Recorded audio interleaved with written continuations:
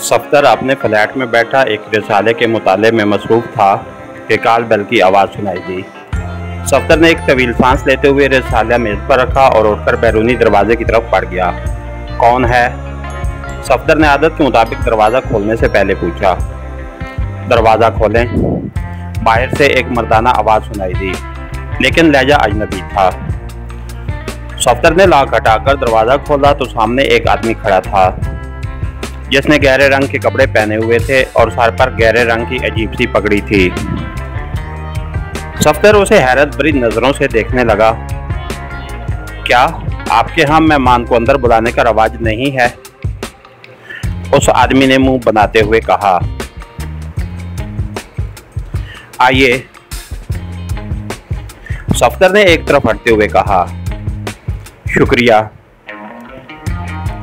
उस आदमी ने शुक्रिया अदा किया और अंदर दाखिल हुआ तो सफदर ने दरवाज़ा बंद किया और उसे लेकर ड्राइंग रूम में आ गया। तशरीफ़ रखिए, सफदर ने इंतहाई संजीदा लहजे में कहा तो वो आदमी मुस्कुराता हुआ एक सोफे पर बैठ गया। आप क्या पीना पसंद करेंगे? सफदर ने पूछा। तो आदमी ने कहा, जो मर्जी आए पिला दें सफदर साहब। उस आदमी ने जब ये कहा तो सफदर एक लम्हे के लिए चौंक पड़ा, लेकिन फिर एक साइड पर रखे हुए रेफ्रिजरेटर से उसने जूस का एक टन निकाला और उसमें स्ट्रा डालकर उसने टिन उस आदमी के सामने रख दिया। शुक्रिया, उस आदमी ने कहा और टिन उठाकर बड़े इत्मीनान भरे अंदाज में जूस सिप करना शुरू कर दिया। उसका अंदाज ऐसा था जैसे वो यहाँ आया ही जूस पीने के लिए हो, जबकि सफदर सामने वाली कुर्सी पर बैठकर उसे गौर से देखने लगा। वो दुबले पतले जिस्म का मालिक था। उसका चेहरा सूखा हुआ था, अलबत्ता आंखें बड़ी बड़ी और ख्वाबनाक किस्म की थीं।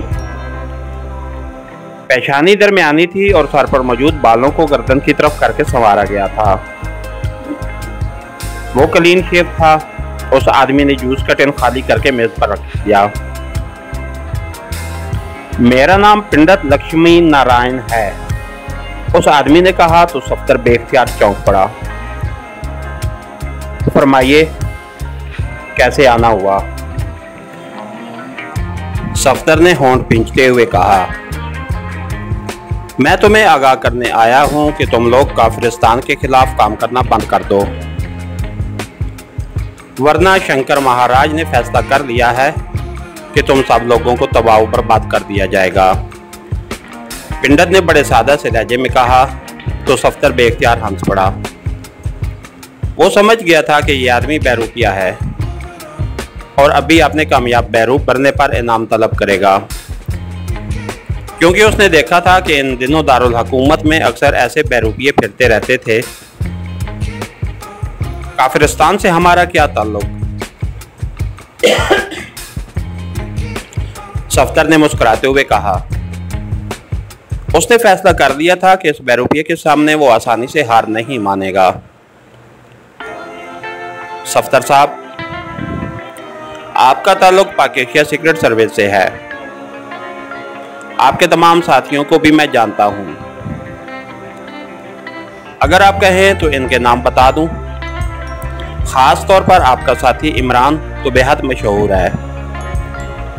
आप सब ने मिलकर काफिरिस्तान को बेहद नुकसान पहुंचाया है, इसलिए काफिरिस्तान के महान गुरु शंकर महाराज ने आपका खात्मा करने का फैसला कर लिया था। लेकिन फिर उन्होंने सोचा कि एक बार आपको इत्तला दे दी जाए। और हाँ, ये भी सुन लें कि शंकर महाराज अगर चाहें तो वहीं बैठे बैठे यहाँ आप सबको जलाकर राख कर दें। वो बेपनाह ताकतवर शक्तियों के मालिक हैं।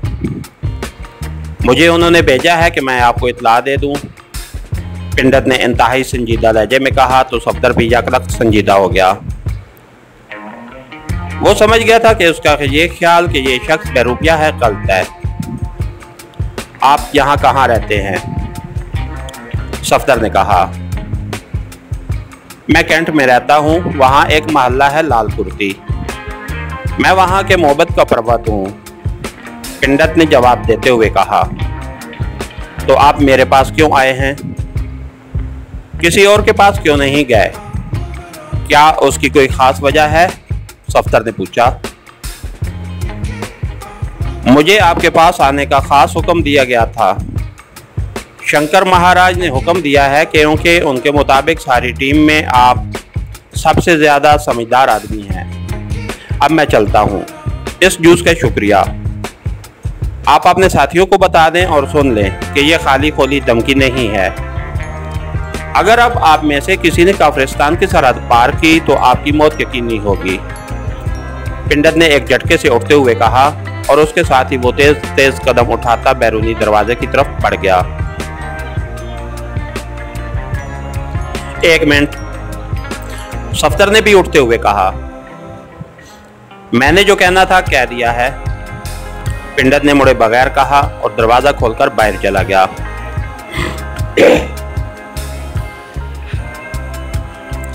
सफ्तर कांधे झटकता हुआ उसके पीछे गया। उसने दरवाजा खोलकर बाहर झांका और उसने पिंडत को सीढ़ियां उतरते देख लिया। उसने एक तवील सांस लिया और दरवाजा बंद करके वो मुड़ा और वापस सिटिंग रूम में आकर उसने कुर्सी पर बैठकर रिसाला उठाया और दोबारा पढ़ना शुरू कर दिया। फिर उसने रिसाला बंद किया और उसे मेज पर रखकर रिसीवर उठाया और नंबर प्रेस करने शुरू कर दिए। एक्स्ट्रो। दूसरी तरफ से एक्स्ट्रो की मखसूस आवाज सुनाई दी। सफ्तर बोल रहा हूं जनाब। सफ्तर ने मुअदमाना लहजे में कहा। यस, क्यों बराह रास्त कॉल की है? दूसरी तरफ से सर्द लहजे में पूछा गया तो सफ्तर ने पिंडत के आने और उसकी बताई हुई सारी बात दोहरा दी। फिलहाल काफिरिस्तान के खिलाफ कोई मिशन नहीं है, लेकिन इस आदमी की यह बात कि वो सीक्रेट सर्विस के बारे में जानता है बहुत अहम है। तुम कैप्टन शकील को साथ लेकर उसे अगवा करके दानिश मंजिल पहुंचा दो ताकि उसे असल बात का पता चलाया जा सके। दूसरी तरफ से मखसूस लहजे में कहा गया।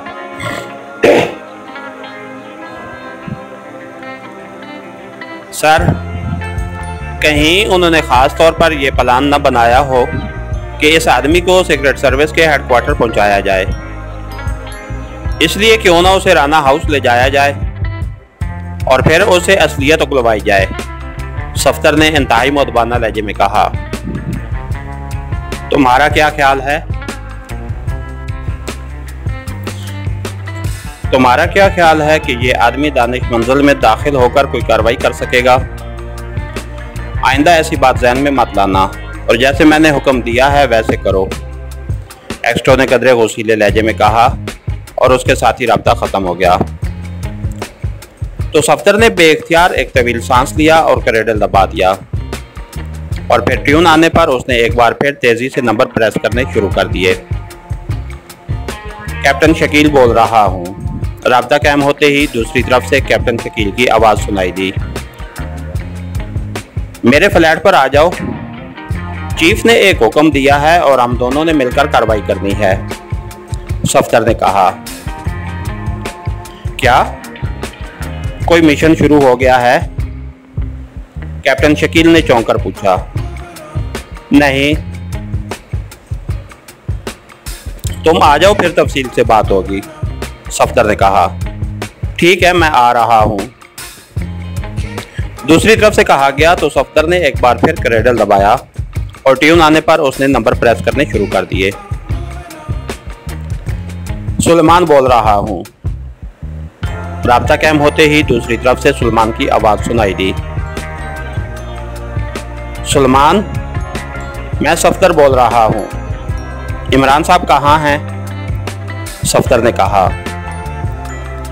साहब तो अपनी अम्मा बी के साथ किसी रिश्तेदार से मिलने के लिए कल से गए हुए हैं।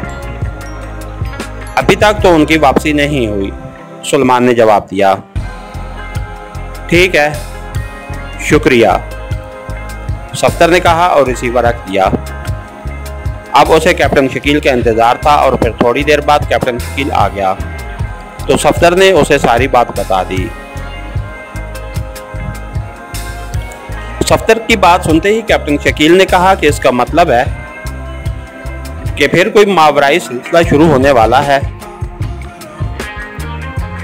हाँ, लगता तो ऐसे ही है, मैं तो उसे पहले बेरुतिया समझा था, लेकिन फिर जब उसने बातें की तो मुझे संजीदगी इख्तियार करना पड़ी। सफदर ने जवाब दिया, तुमने उसे वापस ही न जाने देना था, यहीं उसे पूछगुछ हो जाती।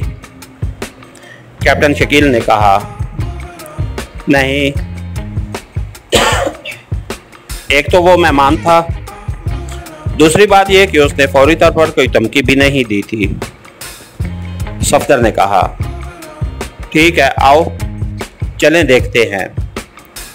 कैप्टन शकील ने उठते हुए कहा तो सफदर भी सारे लाता हुआ उठ खड़ा हुआ।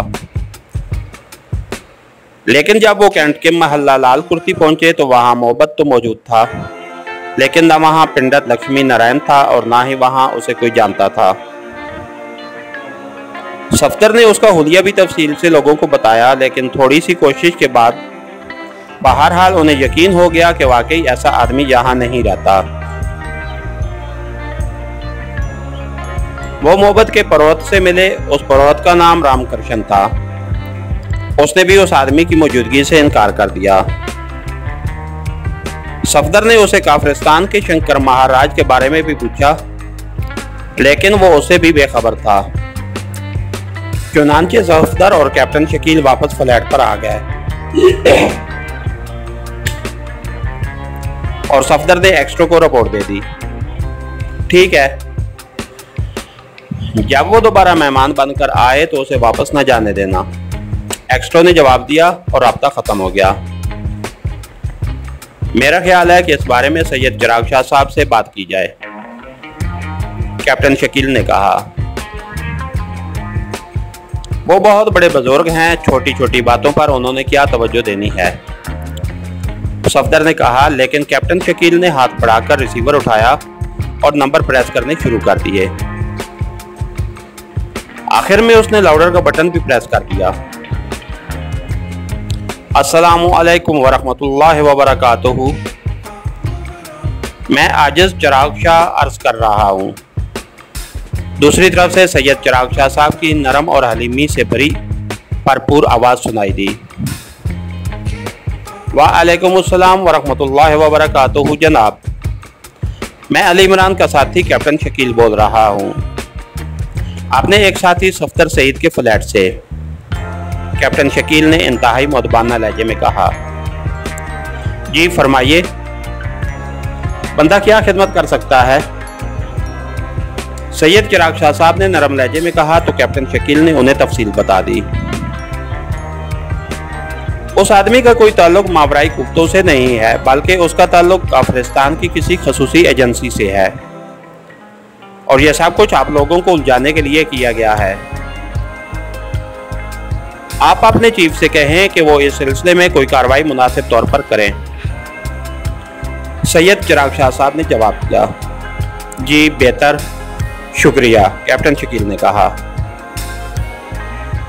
अल्लाह ताला आप सबका हामी व नासिर हो, अल्लाह हाफिज, सैयद चिराग शाह साहब ने कहा और उसके साथ ही रब्ता ख़त्म हो गया तो कैप्टन शकील ने रिसीवर रख दिया। इसका मतलब है कि काफरिस्तानी एजेंसी कोई मिशन मुकम्मल करना चाहती है और उन्होंने हमें उलझाने के लिए ये नया तरीका अपनाया है। अब तो उसकी तलाश ज़रूरी हो गई है, सफदर ने कहा।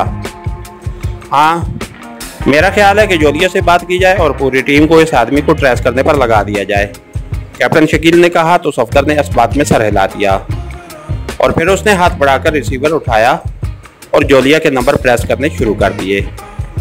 इसके साथ ही हमारे आज के एपिसोड का इख्तिताम हुआ। कहानीकार चैनल को लाइक कीजिए, सब्सक्राइब कीजिए और बेल आइकन को प्रेस कर दीजिए ताकि आने वाली नई वीडियो आप तक बर वक्त पहुँच सके। शुक्रिया।